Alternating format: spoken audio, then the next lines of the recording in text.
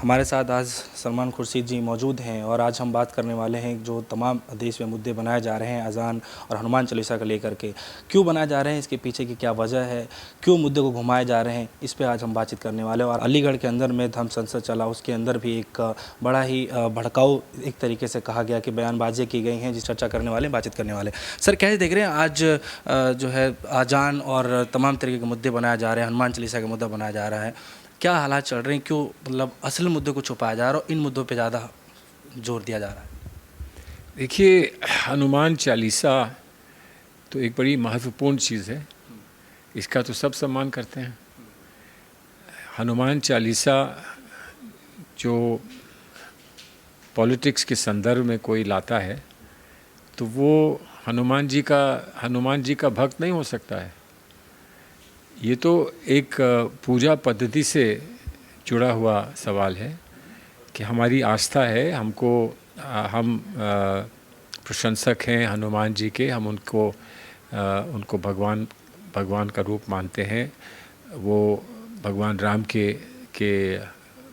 मुख्य जो सैनिक रहे, जो उनके सहयोगी रहे, वो रहे हनुमान जी रहे। तो उनको रोज़मर्रा की राजनीति में लाना तो कोई बहुत बड़ी बात नहीं है, कोई अच्छी बात नहीं है। और उसकी प्रतिद्वंदिता अज़ान से कैसे होगी? अज़ान तो एक जो प्रथा है, नमाज़ पढ़ने की प्रथा है, लोगों को नमाज के लिए, सामूहिक नमाज के लिए बुलाने की एक प्रथा है अज़ान। अब वो जो आधुनिक युग में पहले हम किसी के घर जाके मिला करते थे, आज हम उसको फ़ोन करते हैं। तो कल हम अज़ान जो था वो जिसकी आवाज़ अच्छी होती थी वो देता था अज़ान, जो दूर तक जा सके। अब जब आपको लाउड स्पीकर्स मिल गए, इलेक्ट्रिसिटी आ गई, तो आप लाउड स्पीकर्स पे करने लगे।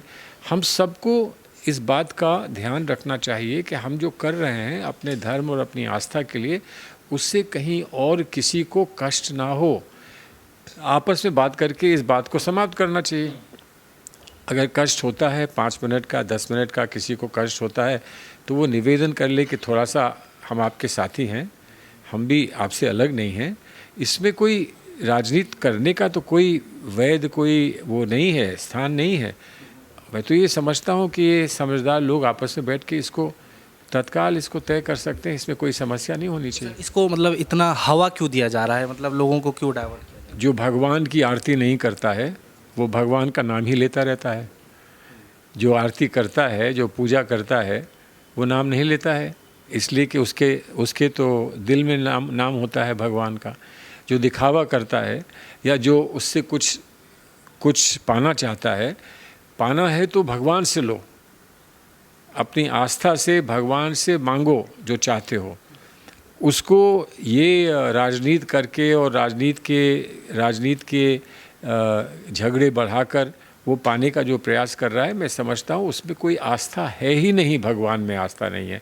बड़ा दुख का विषय है। और यही उस व्यक्ति के लिए भी है जो मानो किसी और धर्म से है, इस्लाम धर्म से उसका ताल्लुक़ है, ईसाई धर्म से है, जैन धर्म से है, कि उसको अपने धर्म से कम लगाव है, उसको सियासत से ज़्यादा लगाव है। तो सियासत करे, सियासत में भाषण होते हैं, भाषण करो, सियासत में लोगों की सेवा होती है, जाओ सेवा करो। सर आज के समय में जो है जब भी कोई अखबार या सुर्खियाँ जब भी देखी जाती हैं तो अमूमन एक खबर, एक नैरेटिव चला जा रहा है कि जो है मतलब मुस्लिमों के विरोध में कोई भी चीज़ें चल रही हैं। तो क्यों आपको ऐसा लगता है कि मतलब आने वाले समय में कोई एजेंडा बनाने की कोशिश की जा रही है या फिर चुनाव की जो है तैयारियाँ की जा रही हैं? मतलब क्या आपको कुछ पता नहीं क्या करना चाहते हैं, देश को कमज़ोर करना चाहते हैं। हम देश को बांट दें तो हम मजबूत हो जाएंगे, हम शक्तिशाली हो जाएंगे। इस देश में हम किसी से कहें कि तुम पर भरोसा नहीं है, तो फिर हम ये कह रहे हैं ना कि हमको देशवासियों पे भरोसा नहीं है। हम अगर बढ़ जाएंगे, कमज़ोर हो जाएंगे। तो ये जो ऐसा कर रहा है वो तो देश का विरोध कर रहा है, वो तो देशद्रोही है कि वो देश को कमज़ोर कर रहा है। हम एक साथ रहेंगे, इकट्ठे रहेंगे, एक होकर रहेंगे, एकजुट होकर रहेंगे तो हम देश को मजबूत करेंगे। तो हम तो ये मानते हैं और मेरे जैसे लोग ये मानते हैं कि हम वो करें जिससे देश मजबूत हो, हम वो ना करें जिससे कि देश कमज़ोर हो जाए। ऐसे हालातों के बीच में सर जगह जगह धर्म संसद के नाम पे सर जो है संसद चलाया जाता है, लोगों को गुमराह किया जाता है, बताया जाता है कि जो है ज़्यादा बच्चे पैदा करो, मुसलमानों की इतनी संख्या हो गई है, इस तरीके से एक नैरेटिव चलाया जाता है। तो इस तरीके की धर्म संसद में इस तरीके की बयानबाजियाँ करना और लगातार भगवा चोला पहन करके जो इस तरीके से बयानबाजियाँ की जाती है, क्यों नहीं इस पर सरकार कुछ रोक लगाती है, या फिर कौन है इसके पीछे, क्यों? देखिए, सरकार गरीबी पे रोक क्यों नहीं लगाती?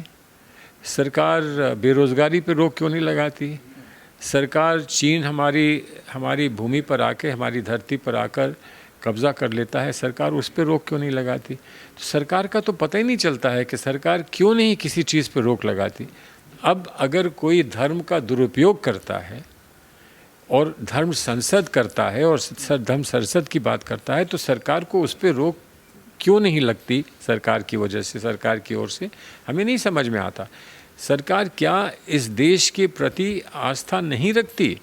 सरकार क्या हमारी सभ्यता के प्रति आस्था नहीं रखती?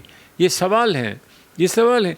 लेकिन इन सवालों का जवाब सरकार को कहीं ना कहीं किसी न किसी दिन देना पड़ेगा, और वो जब दिन आएगा तब हम देखेंगे सरकार क्या जवाब देती है।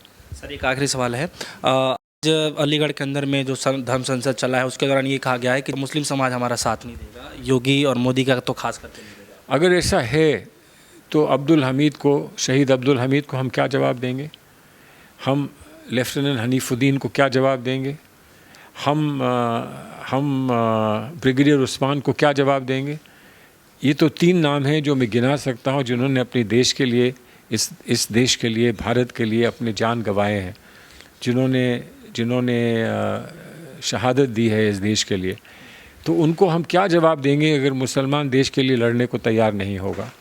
और हमें वो फ़ौज चाहिए जिसमें सब हों, हिंदू, मुसलमान, सिख, ईसाई, जैन, सब लोग हों। हमें ऐसी फ़ौज चाहिए। आज फ़ौज में भारत के हर नौजवान भारत का फ़ौज में जो है वो कभी किसी धर्म का है या किसी और धर्म का है। ऐसी कोई यूनिट नहीं है जहाँ पर मंदिर, मस्जिद, गुरुद्वारा ना हो। हर यूनिट में होते हैं, हर यूनिट में होते हैं। तो वो किन के लिए होते हैं? उन फौजियों के लिए होते हैं जो हमारी जान बचाने के लिए, इस देश को सुरक्षित रखने के लिए अपनी जान देने के लिए तैयार रहते हैं। बहुत अन्याय है उनके साथ अगर कोई ऐसा कहता है। इससे बड़ा अन्याय कोई कर नहीं सकता। ठीक है सर, एक माफ़ी चाहता हूँ, एक छोटा सा और सवाल है। इस समय एक नैरेटिव ये चलाया जा रहा है कि बुलडोज़र जो चल रहा है वो धर्म समुदाय को देख करके चल रहा है, क्या आपको भी सर ऐसा लगता है? अब पता नहीं बुलडोज़र कैसे चलता है। बुलडोज़र तो चलाया जाता है, तो अगर बुलडोज़र को चलाया जा रहा है ये समझ के तो गलत है। लेकिन मैं ये मानता हूँ कि किसी पर भी बुलडोज़र चलता है तो वो गलत है, किसी पर भी। क्योंकि हमारे यहाँ कानून है, कानून का राज है, रूल ऑफ लॉ है। और अगर किसी का घर या किसी की कोई बिल्डिंग अवैध बनी है तो उस पर क्या कार्रवाई हो सकती है, उसका एक कानून है हमारे देश में। हर जगह कानून है। उस कानून से जो कार्रवाई आप कर सकते हैं वो आप करें। लेकिन ये जो तमाशा किया है बुलडोज़र्स का, मैं ये नहीं कहता हूँ कि हिंदू, मुसलमान, सिख, ईसाई किसका घर गिरा है। इंसान का घर गिरा है। इंसानियत पे बुलडोज़र चल रहा है, और इंसानियत पर और भारतीयता पे और भारत की सभ्यता पर बुलडोज़र चल रहा है। इसका विरोध हर भारतीय करेगा। बहुत बहुत शुक्रिया सर, आपने हमें कीमती समय दिया।